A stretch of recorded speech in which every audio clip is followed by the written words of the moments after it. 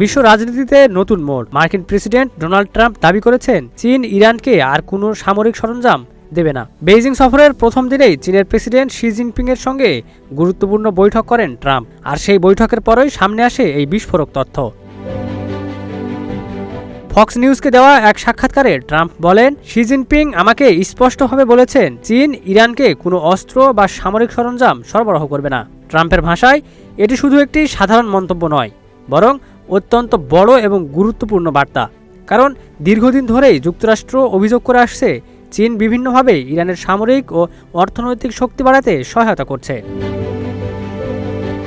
বিশেষ করে তেল ক্রয়, দ্বৈত ব্যবহারযোগ্য প্রযুক্তি রপ্তানি এবং গোপন নেটওয়ার্কের মাধ্যমে ইরানকে সহযোগিতার অভিযোগ তুলছে ওয়াশিংটন। এমন পরিস্থিতিতে শি জিনপিং এর এই বার্তাকে ট্রাম্প প্রশাসনের জন্য বড় কূটনৈতিক সাফল্য হিসেবেই দেখছেন বিশ্লেষকরা।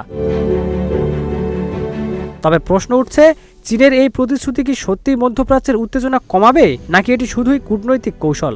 কারণ ইরান ইস্যুতে এখনও বিশ্ব রাজনীতির বড় শক্তিগুলোর অবস্থান স্পষ্টভাবেই বিভক্ত। Desk report, news flash 71।